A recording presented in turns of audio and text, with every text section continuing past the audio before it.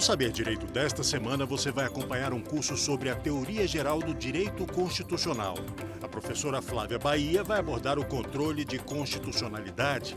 Conheça a ação direta de inconstitucionalidade, a ação declaratória de constitucionalidade, a ação direta de inconstitucionalidade por omissão. Entenda a arguição de descumprimento de preceito fundamental, as noções do controle estadual e a súmula vinculante. Assista agora a aula 4.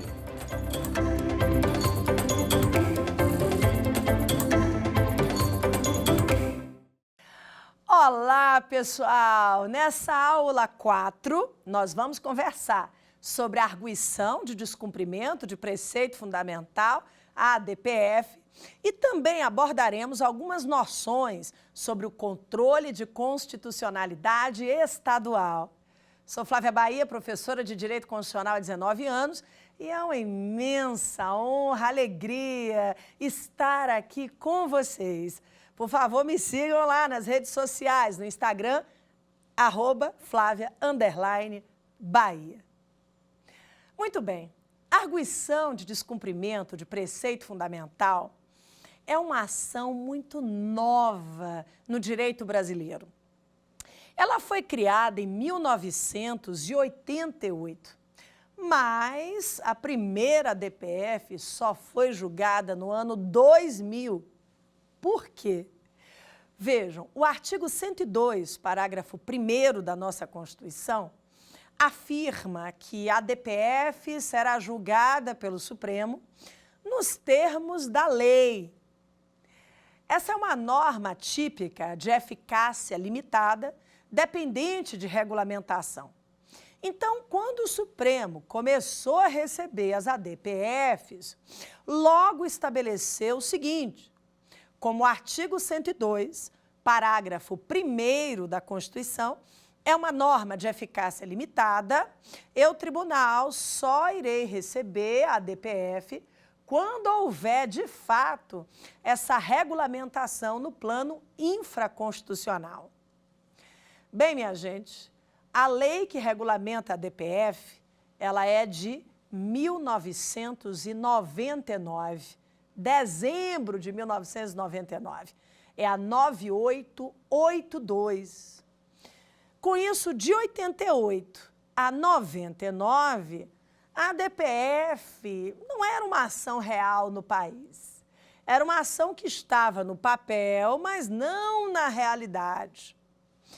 A lei acabou tornando possível o ajuizamento da ADPF e, a partir dos anos 2000, nós tivemos a apresentação de inúmeras arguições de descumprimento de preceito fundamental.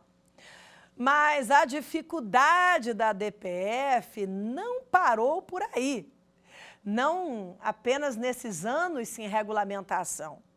Logo que a Lei 9882 foi criada, meses depois, foi proposta uma ADI 2231, em face justamente dessa lei da ADPF, questionando uma série de dispositivos da 9882.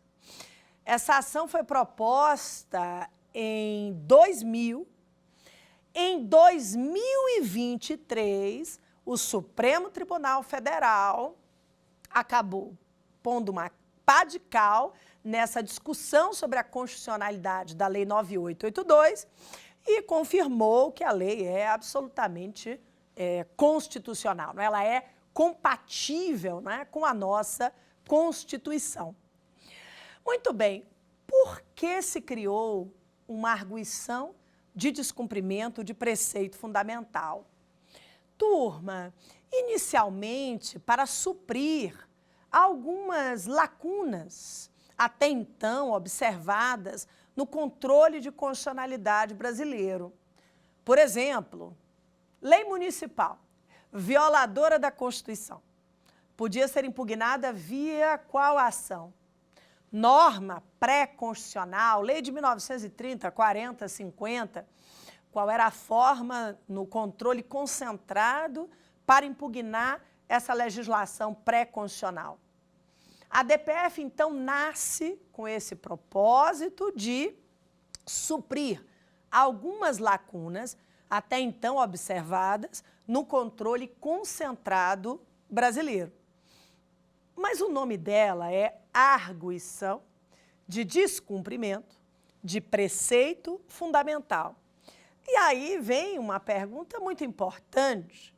O que são preceitos fundamentais? Existe um capítulo da Constituição dizendo eu sou um preceito fundamental? Não. Na doutrina, alguns autores defendem que todos os direitos, garantias, institutos são preceitos fundamentais. A Lei 9882 não define o que vem a ser preceito fundamental. Mas o Supremo Tribunal Federal, em farta jurisprudência a respeito do tema, estabeleceu em rol exemplificativo alguns preceitos fundamentais. Aqui a gente pode destacar a DPF 33, a DPF 76, dentre outras. Nesses julgados, o que o STF estabeleceu que são preceitos fundamentais? Bem, os princípios fundamentais dos artigos 1º a 4º da nossa Constituição, princípios como o republicano, o federativo, a separação e harmonia entre os poderes, os direitos e garantias fundamentais que ficam entre os artigos 5º e 17. Lá nós temos os direitos individuais, os direitos coletivos, os direitos sociais, nacionalidade, direitos políticos, partidos políticos. Temos também nesse rol os princípios que regem a administração pública, os famosos, né, princípios de legalidade, impessoalidade, moralidade, publicidade, eficiência. Temos também os princípios chamados de sensíveis, que lá estão no artigo 34, inciso 7 da Constituição, e as famosas cláusulas pétreas, a federação, o voto direto, secreto, universal e periódico, a separação e harmonia entre os poderes e os direitos e garantias individuais. Em alguns novos julgados, o tribunal reforça que esses preceitos fundamentais não se esgotam nos exemplos que eu dei e ainda acrescentam que a saúde, lá do artigo 196, que afirma que saúde é direito de todos, dever do Estado, é preceito fundamental. O meio ambiente, lá protegido pelo belíssimo artigo 225, também é considerado um preceito fundamental. Lembrem que esse rol ele é exemplificativo, até porque a federação não está apenas lá no artigo 1º da Constituição. A saúde não está no artigo 196, está lá no artigo 6º, no 198, no 199, no 200. O meio ambiente, ele também está espalhado no texto constitucional. Então, numa análise sobre o cabimento da DPF, é preciso que a gente tenha sempre em mente que esse rol aqui apresentado é um rol exemplificativo e que ele se espalha, não é, pelo texto da nossa Constituição. Então, sabemos até o momento que a DPF nasce em 88, é regulamentada em 99, começa a ser utilizada a partir dos anos 2000 e os preceitos fundamentais que não estão estabelecidos em lei tratam, né, de temas, de institutos importantes para a nossa Constituição. Só que o artigo 4º, parágrafo 1º da Lei 9882 de 99 trouxe o caráter residual, o caráter subsidiário da DPF. O texto afirma: não caberá arguição de descumprimento de preceito fundamental quando houver qualquer outro meio eficaz para sanar a lesividade. essa norma já foi interpretada uma série de vezes e hoje o entendimento majoritário é o seguinte: essa natureza residual da DPF está relacionada às demais ações do controle concentrado federal. Então, se couber uma ação direta de inconstitucionalidade, uma ação declaratória de constitucionalidade, uma ação direta de inconstitucionalidade por omissão, não caberá a DPF.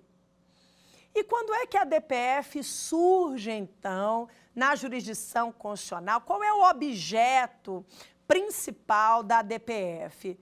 Bem, eu já disse que a gente tem aqui a possibilidade de impugnação de leis municipais. Por exemplo, uma lei complementar municipal, uma lei ordinária municipal, a lei orgânica do município, ela também pode ser impugnada no âmbito do Supremo, por meio da DPF. As normas pré-constitucionais, como, por exemplo, uma lei de 1950, 60, 70, a única forma de impugnar uma norma pré-constitucional no controle concentrado federal brasileiro é por meio de uma ADPF. O seu objeto não está 100% fechado. Já encontramos ADPFs cuidando, por exemplo, da omissão administrativa. A DPF 347, famosa pelo título O Estado de Coisas Inconstitucional. O objetivo dessa DPF foi resolver inúmeras omissões administrativas de responsabilidade da União, dos estados da federação, com relação ao sistema prisional brasileiro. Sabemos que há repetidas violações a direitos fundamentais no sistema carcerário do país.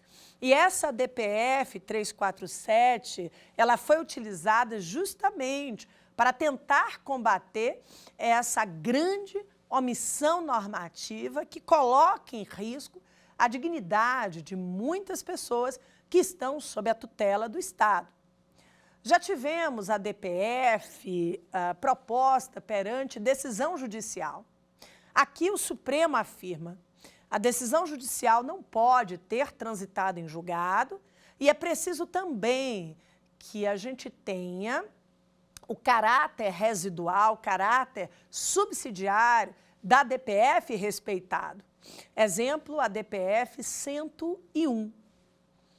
Bem, o Supremo Tribunal Federal também já julgou a DPFs em face de atos normativos secundários, infralegais. Aqui eu destaco a DPF 186, que tratou de atos administrativos relacionados a cotas para ingresso em universidade pública. Ou seja, seu objeto não está fechado.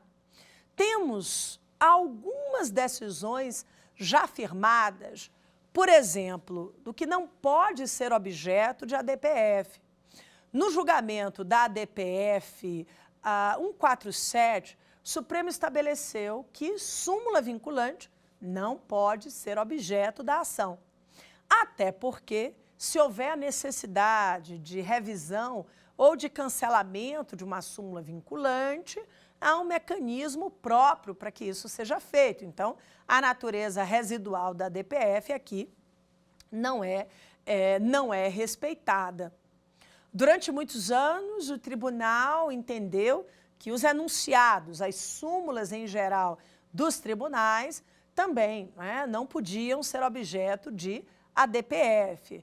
Temos decisões mais recentes em que o Supremo recebeu a impugnação de súmulas do TST. Então, o entendimento mais recente é o de que, eventualmente, enunciados não vinculantes, pelo menos do TST, conforme a jurisprudência, podem vir a ser objeto de uma DPF.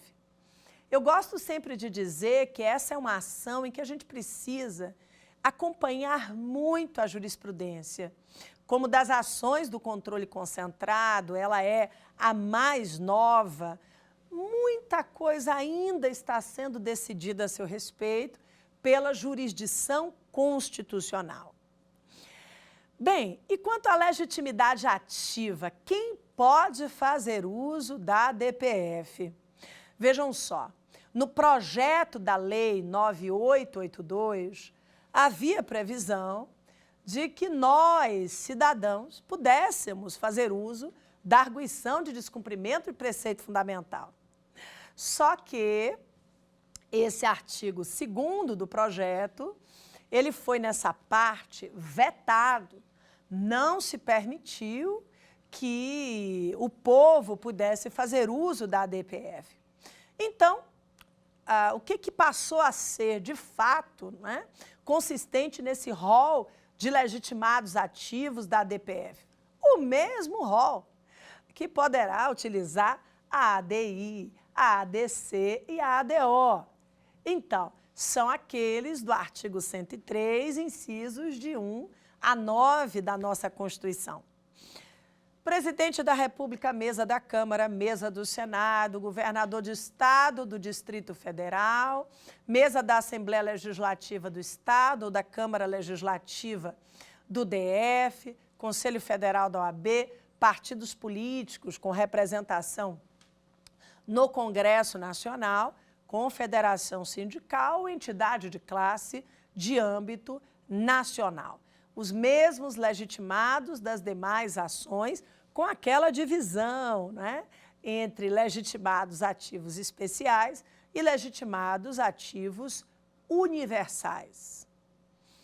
Muito bem, pessoal, a DPF, ela também prevê a participação do PGR. Quando o PGR não for, né, o autor da ação, atuará como custos legis. Podemos ter a participação do AGU, se o ministro relator da ação assim determinar, ou seja, esse mini contraditório existente nas demais ações do controle, também, né, se encontra presente na arguição de descumprimento de preceito fundamental. Então, sabemos que é uma ação recente, foi regulamentada em 99, vimos o rol exemplificativo dos preceitos fundamentais, trabalhamos com o objeto principal da DPF, lembrando que esse rol é exemplificativo, não é? Normas pré-constitucionais, leis municipais, atos normativos secundários, omissões administrativas, né? Diante dos exemplos que eu dei, a gente pode considerar esse rol bastante consistente, mas não completo. Eu trouxe algumas decisões, né? Anotei que eu quero conversar com vocês diante do significado dessas decisões para o nosso país. Além das ADPF citadas, bastante relevantes, vou destacar aqui a DPF 45. Ela foi relatada pelo ministro Celso de Mello, na verdade, uma decisão monocrática do ministro Celso de Mello na área da saúde.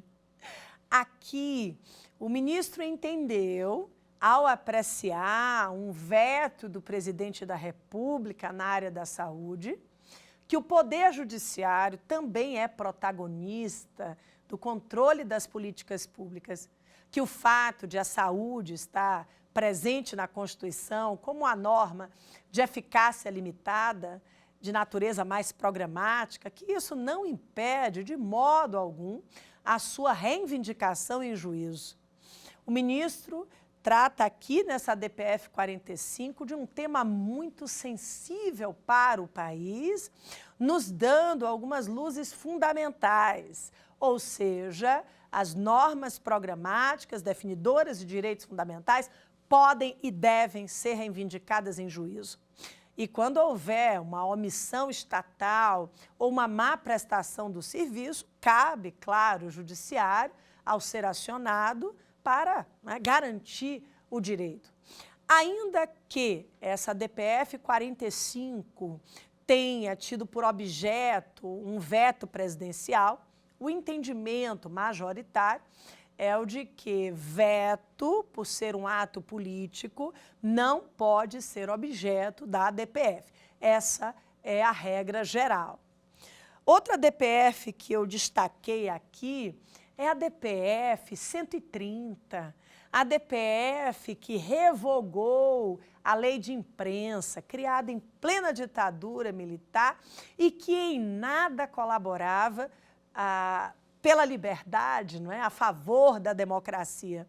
O Supremo, ao julgar essa DPF 130, decidiu a favor da liberdade de imprensa, contra a censura, contra a licença e, sem dúvidas, é uma das grandes decisões do nosso tribunal. No julgamento da ex-presidente Dilma, o tribunal recebeu uma DPF também muito importante, a DPF 378. Em dezembro de 2015, o Supremo recebe essa ação para analisar dispositivos da Lei do Crime de Responsabilidade, a 1079 de 50, e ali estabeleceu uma série de procedimentos que precisariam ser respeitados no julgamento por crime de responsabilidade da ex-presidente. Outra decisão paradigmática em sede de ADPF. Muito bem, minha gente, mas o controle de constitucionalidade brasileiro não existe apenas para proteger a nossa Constituição da República, o coração do ordenamento jurídico brasileiro. Do mesmo modo que há esse controle no plano federal, também temos um controle de constitucionalidade estadual. O artigo 125, parágrafo 2º da Constituição, diz que a representação de inconstitucionalidade será criada pelos estados e terá por objeto lei ou ato normativo estadual ou municipal que viole a Constituição estadual e será uma ação de responsabilidade do Tribunal de Justiça. Esse artigo 125, parágrafo 2º da Constituição, é norma de observância obrigatória em todas as constituições estaduais do país. Então, no Maranhão, no Acre, no Paraná, na Paraíba, na Bahia, em Minas, enfim, em todas as constituições estaduais, nós temos a representação de inconstitucionalidade, também chamada por muitos de ação direta de inconstitucionalidade estadual. Qual é o propósito dessa ação? Por que ela existe? Vejam bem, ela visa declarar a inconstitucionalidade de lei ou ato normativo municipal ou estadual que viola a Constituição do Estado, não é? Então, sua finalidade é essa, para defender a supremacia da Constituição estadual e, não menos importante do que isso, proteger a autonomia do Estado. Numa federação, os Estados-membros possuem as suas constituições estaduais representando parcela da sua autonomia. Então, lógico que ao se estabelecer um controle concentrado no plano do Estado, está também, né, se garantindo a defesa da autonomia do próprio ente estatal. Importante também dizer que a Constituição estadual, ela nasce de um poder constituinte derivado decorrente, estabelecido no artigo 11 do ADCT. Todos os estados da federação possuem as suas constituições estaduais e todos os estados da federação também possuem a sua representação de inconstitucionalidade, chamada, como eu disse, também de ADI estadual. Qual é o objeto dessa ADI estadual? A lei ou ato normativo, municipal ou estadual, violador da Carta do Estado. Qual é o órgão competente para o julgamento dessa ação? É o próprio Tribunal de Justiça do Estado. E quem é que pode fazer uso de uma ADI estadual? Vamos lá. A parte final do artigo 125, parágrafo 2º da Constituição, afirma que é vedada a legitimidade de agir a apenas um órgão. Ou seja, o único aviso que a Constituição traz é Constituição estadual, você não pode instituir apenas um legitimado ativo para a apresentação da RI. Precisamos ter pelo menos 2 legitimados. Mas, Flávia, no plano federal, vimos várias vezes que o rol de legitimados está lá no artigo 103, incisos de 1 a 9 da Constituição. Perfeito.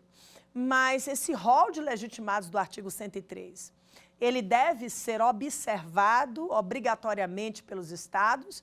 Não, turma. O Supremo já decidiu que esse rol do artigo 103, ele não é de observância obrigatória nas constituições estaduais. O único aviso do constituinte originário foi o de que não era possível se estabelecer apenas um legitimado.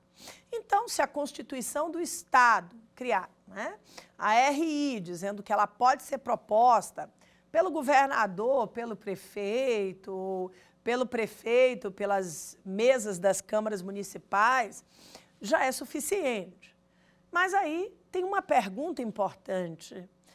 E se a Constituição do Estado inovar, se implementar a legitimidade ativa de alguém, alguma autoridade que não esteja lá prevista no artigo 103 da Constituição?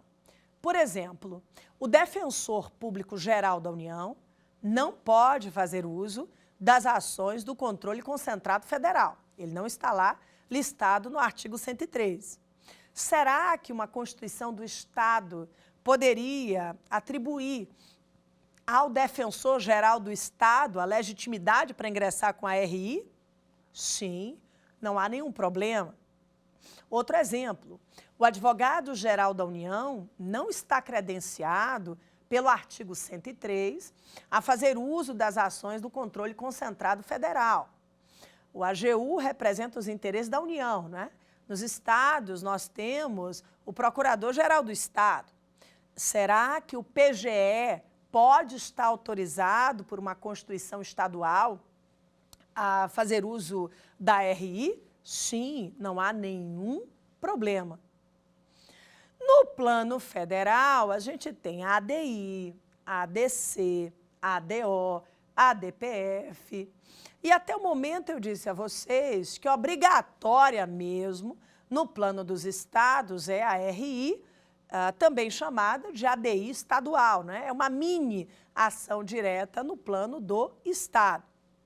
Minha pergunta agora é a seguinte: o estado membro está autorizado a criar uma ADO, uma ADPF, uma ADC, dentro da própria Constituição ou de uma emenda à Constituição estadual? Sim, o entendimento ele é favorável a isso. É perfeitamente possível que um Estado da Federação crie uma ação direta de inconstitucionalidade por omissão, ou uma ADC, ou uma ADPF no âmbito estadual. Agora, lembrando que essas ações sempre terão como parâmetro a Constituição estadual. E elas não são obrigatórias. A Constituição do Estado do Rio de Janeiro, por exemplo, lá no seu artigo 162, criou a ADI estadual, não é? Que é, como sabemos, obrigatória, e também criou a ação direta de inconstitucionalidade por omissão. Na Constituição do Estado de São Paulo, além da ADI estadual, também há previsão da ADO, mas isso é uma faculdade do Estado. Obrigatória mesmo no plano estadual é a representação de inconstitucionalidade, também chamada de ação direta de inconstitucionalidade no Estado. Um outro ponto muito importante sobre o controle estadual é o seguinte: do mesmo modo, turma, que existe o controle difuso no plano federal, permitindo que os juízes e tribunais possam aplicar ou deixar de aplicar leis que violem a nossa Constituição Federal, também existe, né, o controle difuso e incidental, utilizando como parâmetro a Constituição do Estado. E esse é um controle que também está em construção. A gente tem julgados recentes, né, com relação a esse controle estadual e outras decisões que não são recentes, mas que continuam significativas. Por exemplo, a Constituição estadual, ela é repleta de normas de observância obrigatória ao modelo federal. Como assim, Flávia? Bem, no modelo constitucional brasileiro, nós temos muitas normas que se encontram na Constituição Federal e que são obrigatórias no plano dos estados.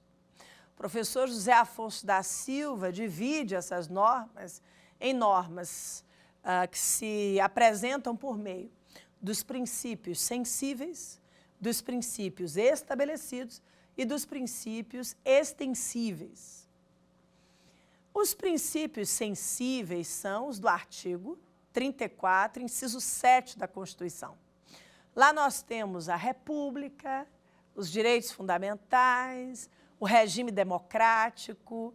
Todos os estados da federação precisam estabelecer em suas cartas, ou pelo menos não podem refutar, essas cláusulas dos princípios sensíveis. Os princípios estabelecidos são aqueles em que o plano federal já estabeleceu como será aquele instituto no plano do Estado.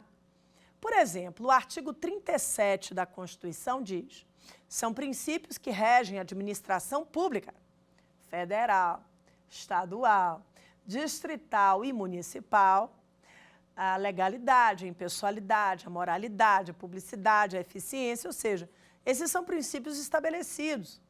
Estão presentes na Constituição, mas devem ser reproduzidos no plano estadual.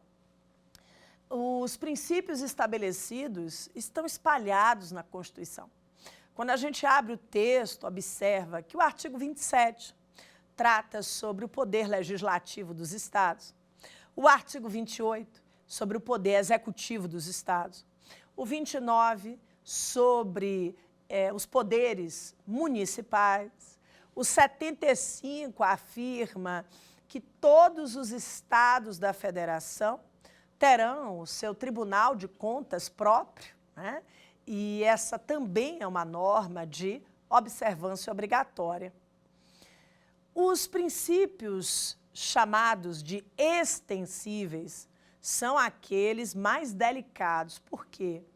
Porque eles partem de uma série de outros princípios. Princípio federativo, separação e harmonia entre os poderes, o princípio republicano. Vou dar alguns exemplos. As normas relativas ao processo legislativo, via de regra, são de reprodução obrigatória no plano do Estado. E por que isso acontece? Porque são normas que se relacionam com a separação e harmonia entre os poderes. Já imaginaram se o Estado da Federação pudesse simplesmente suprimir a atuação do governador do Estado na sanção ou veto de projetos de leis estaduais? Isso seria uma ofensa ao princípio da separação e harmonia entre os poderes, não é verdade? O artigo 83 da Constituição da República diz que o presidente e o vice não podem se ausentar do país por período superior a 15 dias, sem licença do Congresso Nacional, sob pena de perda do cargo. Vamos lá. Não há menção nenhuma sobre essa situação no plano estadual. O que é que as constituições estaduais fizeram, minha gente? Estabeleceram o seguinte, que se o governador deixasse o Estado por um dia, sem autorização da Assembleia Legislativa, ele perdia o cargo. Muitas constituições estaduais fizeram desse jeito. Várias ADIs foram propostas e o Supremo Tribunal Federal decidiu, não, esse artigo 83 da Constituição da República é norma de observância obrigatória. Então, esses princípios extensíveis, eles partem de uma série de interpretações, partem de outros princípios e, como disse, esse é um tema desafiador que não está pronto e acabado. A gente também precisa acompanhar na jurisprudência do Supremo a sua evolução. A pergunta que eu faço agora é a seguinte: essas normas de observância obrigatória, elas servem como parâmetro de controle concentrado estadual? Sim ou não? Sim, minha gente. Na reclamação 383, o Supremo decidiu que todas as normas que se encontram na Constituição do Estado servem como parâmetro de controle de constitucionalidade. Não interessa se a gente estiver diante de uma norma nova, não é? Uma norma que não tem correspondência na Constituição Federal, ou, não é, numa norma que é de observância obrigatória. A Constituição do Estado, ela serve como parâmetro de controle de constitucionalidade. E aí, outra pergunta bem interessante. É possível que uma lei estadual seja objeto, ao mesmo tempo, de uma RI perante o Tribunal de Justiça e de uma ADI perante o Supremo?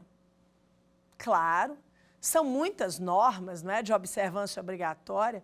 É fato que as leis estaduais podem violar a Constituição do Estado e a Constituição Federal ao mesmo tempo.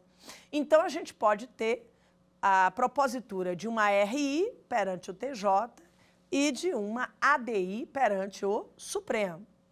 O que vai acontecer? Essas ações podem tramitar ao mesmo tempo? Vejam, o entendimento do STF é o seguinte, que o recebimento da ação federal suspende o julgamento da ação estadual. E por que isso acontece? Para evitar decisões conflituosas. Então, quando o Supremo recebe a ADI federal, a ação no TJ ela é suspensa. Aí imagine o seguinte, o Supremo julga procedente o pedido da ADI no plano federal e declara a inconstitucionalidade daquela lei estadual. Essa decisão ela vai repercutir perante o Tribunal de Justiça e o andamento da RI, que ficou suspenso. O que é que vai acontecer? O entendimento é o seguinte, que ao julgar procedente o pedido na ADI federal, confirmando a inconstitucionalidade da lei estadual, essa decisão ela acaba afetando a RI estadual, que perde o objeto e será julgada extinta sem decisão de mérito. Imaginem que o Supremo Tribunal Federal, em vez de julgar procedente o pedido na ADI, declarando a inconstitucionalidade da lei, decide pela constitucionalidade da norma. Então, recuperando o raciocínio, tem uma RI no TJ que está suspensa. O Supremo declara a constitucionalidade dessa lei estadual. E aí, o que vai acontecer com a ação no plano do Estado? O entendimento majoritário é o de que o TJ ele pode, né, concluir o julgamento da ação e decidir, eventualmente até, pela sua inconstitucionalidade. Então, vamos lá, organizando. O Supremo recebe uma ADI em face de uma lei estadual que viola a Constituição da República, supostamente, pelo menos. O TJ recebe uma ADI dessa mesma lei estadual que também viola a Constituição do Estado. O entendimento é o de que o recebimento da ação federal suspende o julgamento da ação no Estado.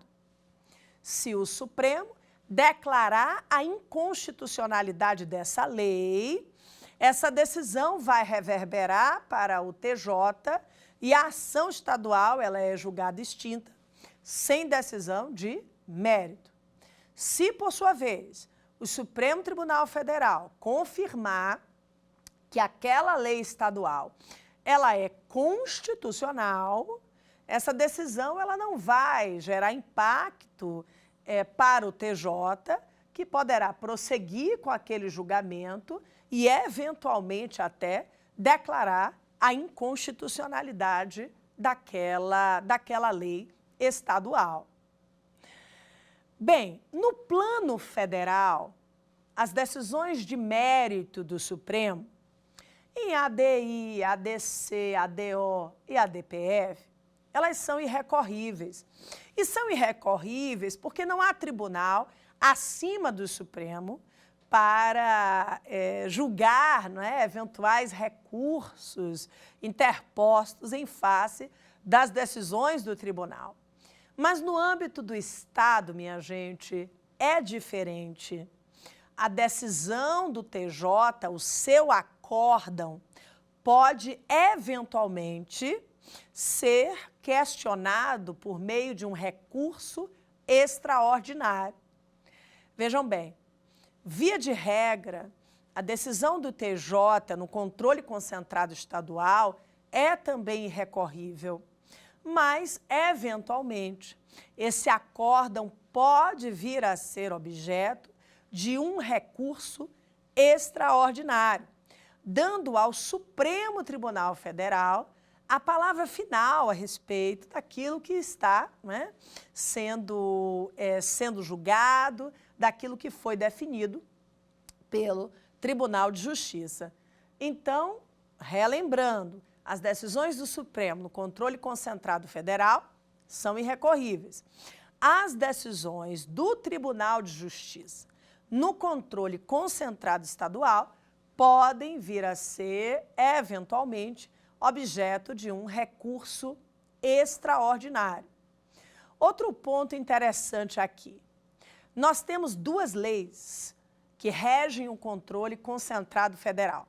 9868 de 99 e 9882 de 99. Leis que nós já vimos, não é? Já trabalhamos nas aulas anteriores e hoje também, quando tratamos da DPF. No controle concentrado estadual, nós temos apenas a previsão nas constituições estaduais. Não existe uma lei geral sobre o controle concentrado estadual. Então, o que muitos tribunais de justiça fazem? Aplicam, por analogia, dispositivos da Lei 9868/99. Por exemplo, tem cautelar em uma RI estadual? Tem, por aplicação do artigo 10 da Lei 9868 de 99. O amicus curiae, que é um instrumento tão importante de democratização do debate constitucional no plano federal, também pode ser utilizado pelo controle estadual, sim, por aplicação também do artigo 7º, parágrafo 2º da Lei 9868. No plano estadual, a regra é a de que as decisões pela inconstitucionalidade gerem efeitos ex tunc, não é? Efeitos pela nulidade da lei. Mas, à semelhança do modelo federal, a gente também pode ter a aplicação do Instituto da Modulação Temporal, previsto no artigo 27 da Lei 9868/99. Um ponto bem interessante entre o controle estadual e a DPF e a jurisprudência do Supremo é o seguinte: imaginem que uma lei municipal, ela viola ao mesmo tempo a Constituição do Estado em uma norma de observância obrigatória ao modelo federal e também, claro, viola a Constituição da República. Então, pensem nesse cenário. Lei municipal viola a Constituição do Estado em norma de observância obrigatória ao modelo federal e também, claro, viola a Constituição Federal. O nosso raciocínio poderia ser o seguinte: Flávia, essa lei municipal, ela poderá ser objeto de uma RI perante o Tribunal de Justiça e também de uma ADPF perante o Supremo Tribunal Federal, certo? Não. Na jurisprudência mais atual, e eu posso citar a DPF 100 como uma delas, o Supremo estabeleceu o seguinte: se uma lei municipal violar a Constituição do Estado em norma de observância obrigatória, o modelo federal, e violar a Constituição da República, ela será objeto de uma representação de inconstitucionalidade e não de uma DPF. Como assim? Isso mesmo. Se ficar claro, não é, na situação que a lei municipal violou a Constituição do Estado em norma de observância obrigatória, o modelo federal, e também violou a Constituição da República, essa lei será objeto de uma RI perante o Tribunal de Justiça e não de uma DPF perante o Supremo. Mas, Flávia, a lei municipal, ela não pode ser impugnada via DPF? Sim, isso não mudou. Mas, nesse cenário, essa lei municipal, ela viola as duas legislações constitucionais ao mesmo tempo. O Supremo estabeleceu um caráter residual da DPF nesse caso. Mas o tribunal não dará a palavra final? Depende.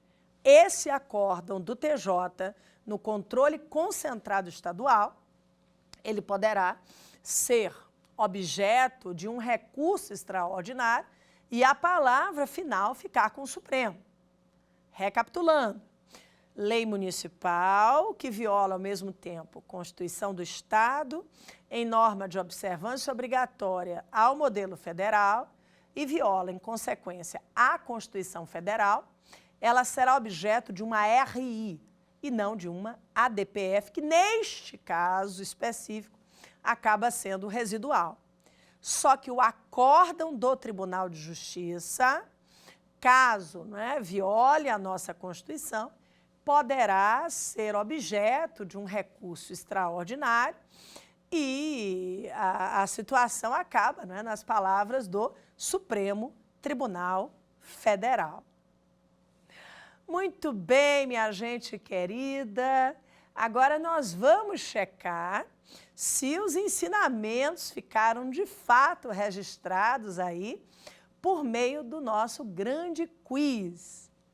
Vamos agora para a questão número 1.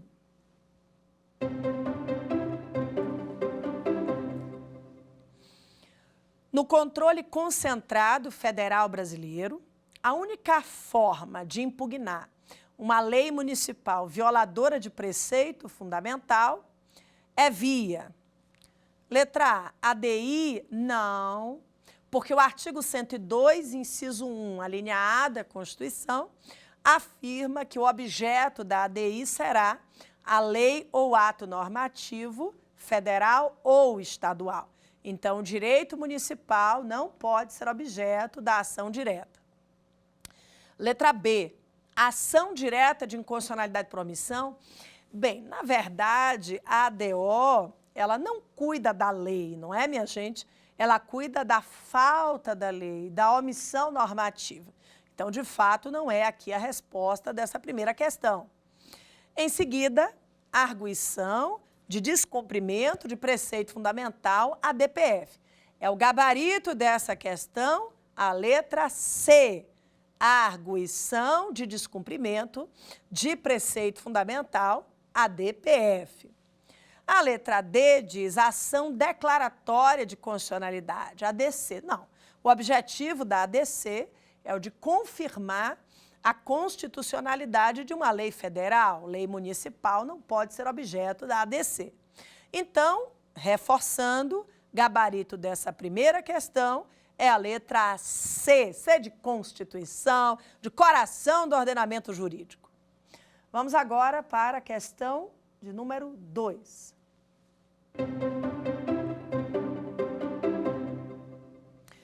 Considere a seguinte situação hipotética. Lei Ordinária Federal de 1975 viola o direito à liberdade de imprensa. O presidente da República, insatisfeito com essa norma e levando em consideração o sistema brasileiro de controle de constitucionalidade, pode. Letra A. Deflagrar o controle repressivo concentrado mediante uma arguição de descumprimento de preceito fundamental, a DPF, pois não cabe ADI de norma pré-constitucional. Já é o gabarito dessa questão, letra A. Letra B agora. Recorrer ao controle preventivo jurisdicional mediante o ajuizamento de um mandado de segurança perante o Supremo. Não, é uma lei que já existe, não é? E não existe mandado de segurança contra a lei em tese, súmula 266 do Supremo. Então, a B está incorreta. Letra C, deflagrar o controle repressivo político mediante uma representação de inconstitucionalidade, pois se trata de um ato do poder legislativo, também não, aqui representação de inconstitucionalidade, é a ação do controle repressivo judicial no plano do Estado, né? Não é o caso aqui. Letra D, deflagrar o controle repressivo concentrado mediante uma ADI, uma vez que a norma em questão é ato normativo primário. É errado porque estamos diante de uma lei de 1975. Então, não se adota no país a teoria da inconstitucionalidade superveniente. Uma lei de 75 não pode ser objeto de uma ADI. Então, o gabarito dessa questão é a letra A, como explicado. Bem, agora vamos para a questão de número 3.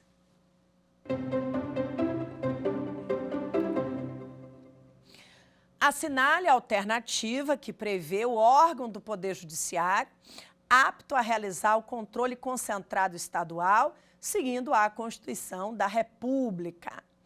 Muito bem, pessoal, com base no artigo 125, parágrafo 2º da Constituição, o órgão é o Tribunal de Justiça, é o TJ, a letra B.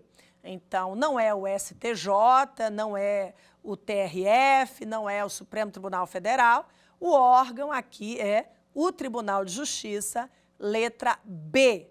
TJ é o órgão responsável pela realização do controle concentrado estadual.